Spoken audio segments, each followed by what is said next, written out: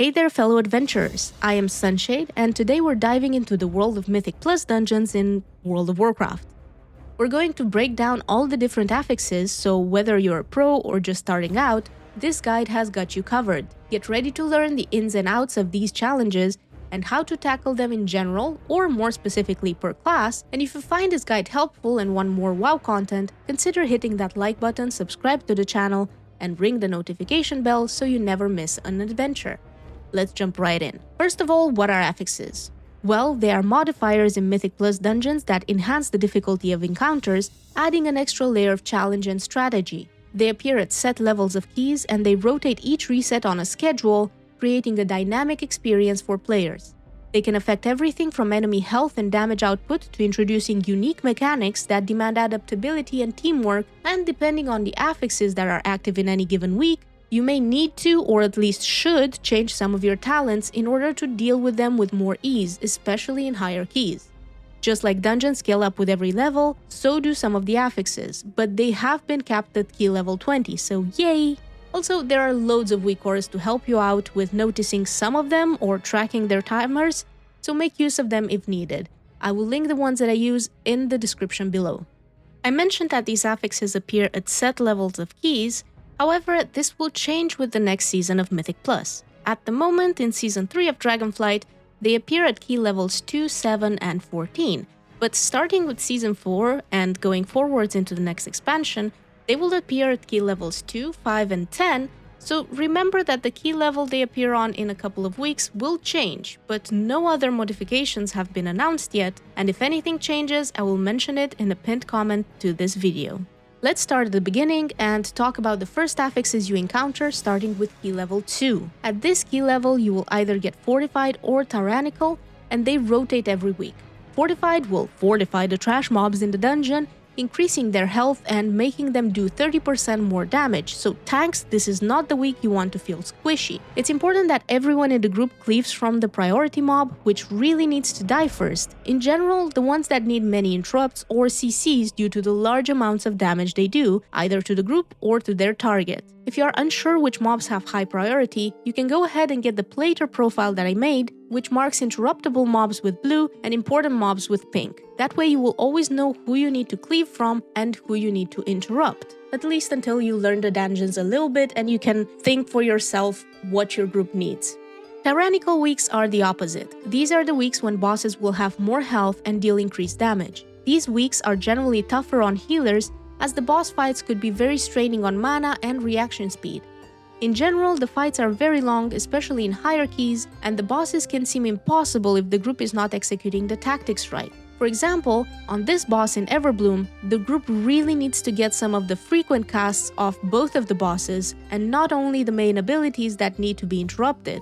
The mage boss also will require people to use defensive cooldowns in her Cinderbloom Storm, otherwise your healer won't be able to do much to help you if you get two-shot. Depending on which of these two affixes you have, you may want to use Bloodlust on different areas of a dungeon, either on trash or more difficult bosses, but your DPS players may also want to go for a more AoE-focused spec in Fortified weeks, and a more single-target or cleave spec rather in Tyrannical weeks.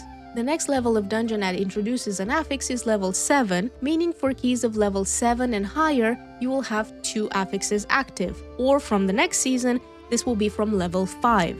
This time, we have several variations of affixes, but they all happen periodically throughout the dungeon, and you can use various Weakauras to track the timers of most of them. Let's talk about them one by one. Incorporeal. While in combat, incorporeal beings periodically appear and attempt to weaken players. They will cast Destabilize, which, if it goes through, will reduce the player's damage and healing by 50%, and the effect stacks, so if you get hit by 2 stacks, you may as well just AFK. Or better yet, deal with the affix so you can continue blasting. The incorporeal beings are all mob types, so crowd control abilities with mob type restrictions will work on all of them. They spawn on a 45-second interval, either alone or with a friend, so 1 or 2. While incorporeal beings are immune to any form of AoE crowd control, they are very easy to single-target CC, and I will now post on screen a list of all the various spells different classes can spec into in order to deal with the affix. If I miss any, let me know in the comments. It is especially easy for hunters to throw their traps under the mobs before they even fully spawn. However, this becomes tricky if the trash is being tanked where the incorporeal is spawning, or if the boss has a gigantic frame, and then the trap will activate before the mob even spawns. The best form of CC for these mobs are actually priests who can mind control them, thus turning them against the mobs or bosses. If you don't have any CC available, interrupt at the end of their cast. Interrupting Destabilize will simply cause it to instantly recast. If everything else fails, you can also just line of sight them, thus dodging the mechanic entirely. But unfortunately, that won't always be possible. The silver lining is that the beings are immune to any form of damage now, so once you CC them, they will stay CC'd and you won't be able to break it by DPSing near them. Entangling is a pretty straightforward affix. While in combat, entangling vines periodically appear and snare players. Simple. A large green circle will appear around you and snare you, meaning it will slow you. If you don't get out of it fast enough, you will also get stunned. So, quickly move out in order to break the snare. Some classes have an easier time with this. Any sort of root or slow break effects will work. Tiger's Lust, Blessing of Freedom, Teleports, Blinks, Shapeshifts, they all work. Tiger's Lust and Freedom are especially useful to cast on classes with less mobility or even tanks in some situations where you don't want the tank to move too much. Retribution and Protection Paladins can spec into double Freedom, and monks can roll out if they don't particularly need Tiger's Lust on themselves. So paladins can freedom somebody else and get it themselves as well, thus dealing with 2 entangling at once. Disengage for hunters also works as a break due to the post-haste talent. However, disengaging will take you out of the circle anyway unless you are backed into a wall or some stairs, so make sure not to pull any extra mobs. Storming. While in combat, tornadoes will periodically spawn around players and they spin around in a circle until they despawn. Colliding with a tornado removes it, and it deals a small amount of damage, knocking the player back. This affix is particularly annoying in fights where you need to get out of mechanics and on your way out you accidentally hug a tornado, which doesn't deal too much damage, but it forces you into staying longer than you'd like in the dangerous area, which can sometimes prove to be deadly. Death Knights can very easily deal with this by popping their Death's Advance movement immunity and running into them. Other players can also pop them when it's not dangerous, but in general just try to take your distance from them and not have to deal with them much.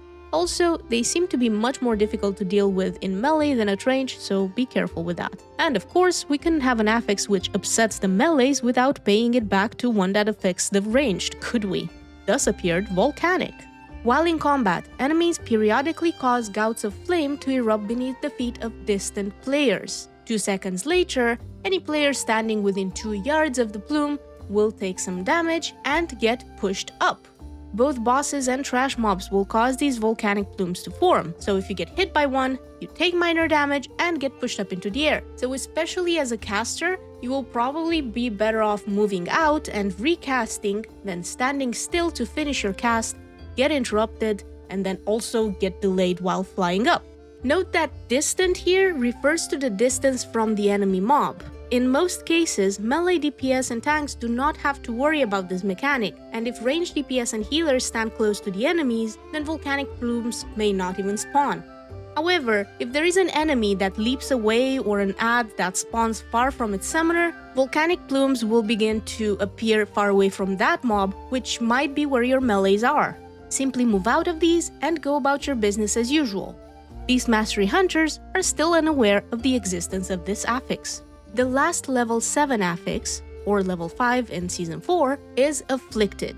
And it is also the affix that I personally consider to be the most difficult next to Incorporeal, as it needs the participation of the entire group, and groups generally like to zug-zug. As they spawn, afflicted souls will begin casting an uninterruptible Afflicted Cry, which will reduce all players' haste by 100% for the next 10 seconds. These are friendly targets, and they are debuffed with Cursed Spirit, Poison Spirit, and Disease Spirit, and dispelling one of these or healing the soul to max health will cause it to stop casting and despawn. Afflicted Cry has a range of 60 yards and can also be avoided by line of sighting. The number of afflicted mobs that can spawn is also capped at 2, just like Incorporeal, and they spawn at intervals of 30 seconds, either alone or with a friend, so 1 or 2. The reason I consider this affix to be one of the toughest in the level 7 range is because many players consider it a healer affix due to the fact that it involves healing and/or dispelling. But while your healer is busy dealing with the affix, you died because you stood in poop, or you had a debuff and the healer didn't have a dispel ready for you. Basically, help your healers. The only classes who can't really spec into a dispel at the moment are warriors, death knights, hunters, and warlocks, I believe. Everyone else has some sort of poison, curse, or disease dispel, and the best possible class for this are shamans, with their poison cleansing totem on top of their curse dispel. The totem doesn't need to be targeted and it will dispel both beings, however, they will not have a totem available for every single spawn, so they will still need your help. In the description below the video, I will also link the Mouseover macro I use for the dispels, so you will just need to adjust it to your own class spell that you use.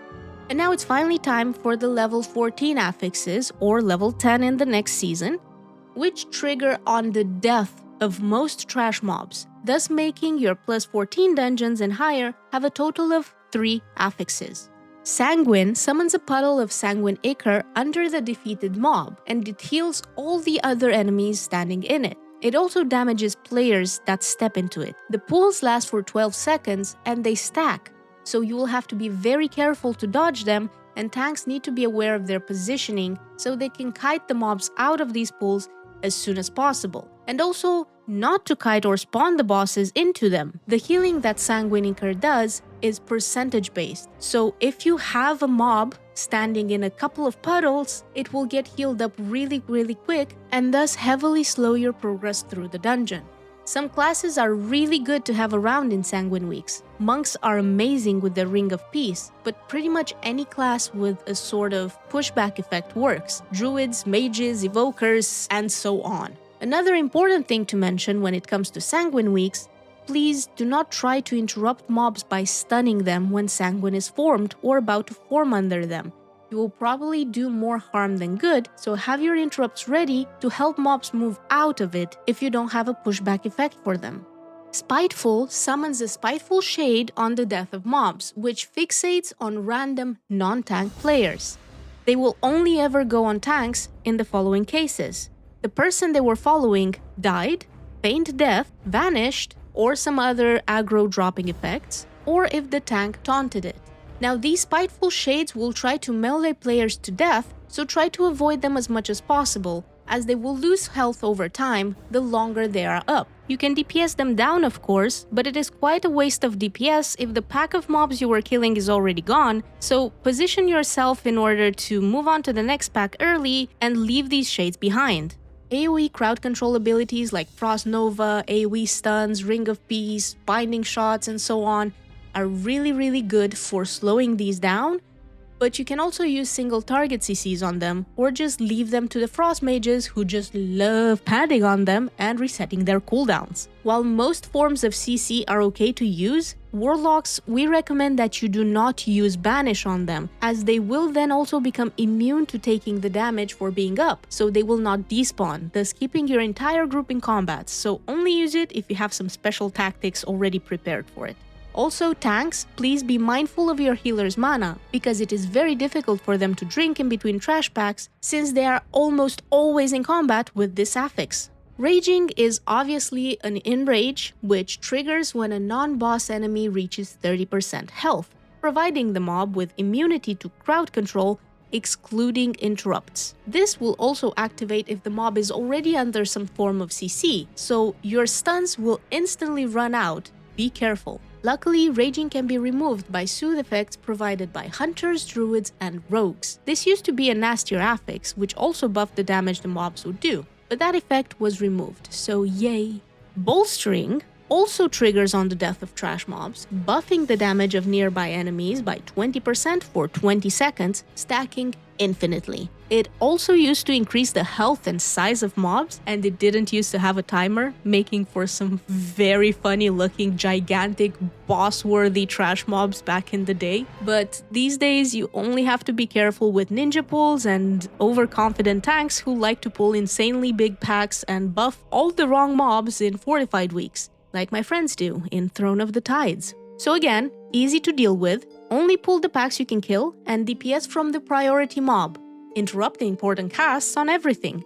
And now for the one and only Bursting. When slain, non-boss enemies explode, causing all players to suffer damage over 4 seconds. This affects stacks. What does this mean? It means that whenever a trash mob is killed, all the players in range will get a stack of Bursting, ticking down for a portion of the player's health over 4 seconds, and the effect stacks. A couple of stacks will not be deadly, but killing an entire pack of 8 mobs simultaneously will probably end up killing the party, because the ticks from 8 stacks will be very strong. But even 8 stacks can be healed through if your healer is good. However, the problem appears when your party members are zug-zug, instead of either killing all the mobs at the same time, or stop after a couple, wait for the debuff to go away and then DPS again, or just simply DPS from the highest health target. It's important to stagger the deaths of the trash mobs so that the debuff doesn't go up too high, so be careful with your blasting, you big badass DPS players and tanks. But even if you fail at staggering the kills enough for the debuff to disappear, please don't stagger the kills 3 seconds apart. It is nearly impossible to heal through 4 stacks, which after 3 seconds become 5 stacks, and then 6, and then 7, and then 8. Who do you think is gonna heal that? Immunity abilities such as Divine Shield, Cloak of Shadows, Ice Block will remove all your current stacks and prevent future stacks from applying. The Hunter's Turtle will not protect you from the debuffs you already have, but it will stop future applications. Anti-Magic Shell will also keep you from getting debuffs, so make sure not to blast the trash into oblivion just because you can't see any stacks on your own character. When you have Bursting as an affix, remember that it's much more straining on your healer's mana having to do all the extra healing, so they may need mana breaks a little more often than usual. The silver lining with Bursting is that since Shadow lands, it is a magic debuff, which can be dispelled, thus making priests invaluable in keys in Bursting weeks thanks to their mass dispel, even with the long CD it now has. Monk's Revival is also very strong here, but also on a long cooldown. As for the rest of the healers, I have one tip. If your group is being difficult and they keep prolonging the debuffs, giving you a hard time, don't die while you prioritize them for healing. Simply dispel your own stacks and then take care of the rest. A dead healer heals no one, except maybe these guys. But not for long. I hope this guide has helped you better understand how affixes work in Mythic Plus content. Thanks for watching, and if you found this video helpful, don't forget to give it a thumbs up, subscribe to the channel for more WoW content, and ring that notification bell so you're always ready for the next adventure. Don't forget to share your thoughts and experience with Mythic Plus affixes in the comments below and let me know if I missed anything. If you want to catch me live and dive into more gaming content, come ask me stuff when I stream live either on YouTube or on Twitch at the link appearing on screen. Until next time, bye!